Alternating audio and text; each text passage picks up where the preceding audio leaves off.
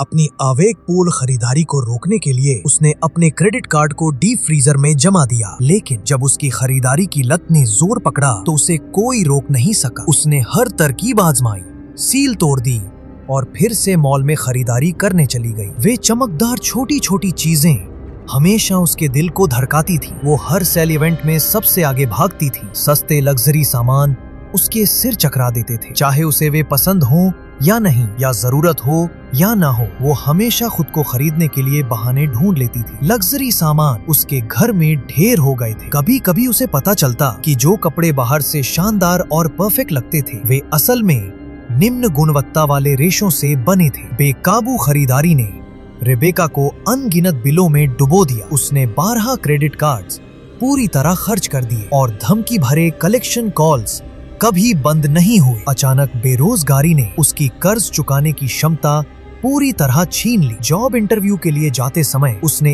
एक दुकान की खिड़की में एक हरी शॉल देखी। बिना सोचे समझे वो पुतले के सामने खिंच गई, लेकिन उसका तार्किक दिमाग उसे चेतावनी दे रहा था कि क्रेडिट कार्ड के बिल अभी चुकाए नहीं गए थे और उसे शॉल की जरूरत नहीं थी। जैसे ही वो जाने के लिए मुड़ी, पुतला अचानक बोल पड़ा, वैसे शॉल की जरूरत किसे है? इस शॉल का मकसद ये है कि ये तुम्हारी पहचान का हिस्सा बनेगी, तुम्हारी आत्मा का हिस्सा। ये तुम्हारी आंखों को और बड़ा दिखाएगी, ये तुम्हारे हेयर कट को और महंगा दिखाएगी। तुम इसे हर चीज के साथ पहनोगी, ये एक निवेश होगा। तुम उस इंटरव्यू में आत्मविश्वास से भरी शांत हरी शॉल वाली लड़की बनकर जाओगी। रेबेका प्रलोभन का विरोध नहीं कर सकी। शॉल की कीमत कुल $120 थी।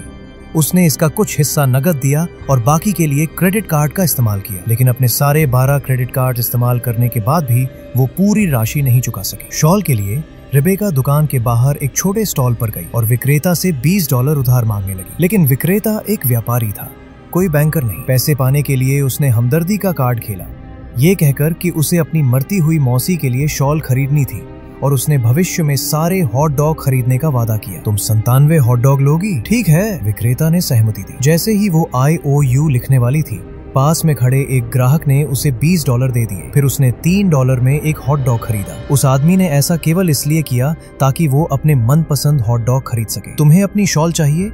मुझे मेरा हॉट डॉग चाहिए। कीमत और मूल्य बहुत अलग चीजें हैं, उसने कहा। धन्यवाद, मेरी मौसी इसकी बहुत कदर करेगी, रेबेका ने जवाब दिया। इस तरह रेबेका ने आखिरकार हरी शॉल खरीद ली, लेकिन उसे क्या पता था कि इंटरव्यू लेने वाला वही आदमी था जिसने उसे नकद दिया था और उसकी वजह से उसकी किस्मत पूरी तरह बदल गई।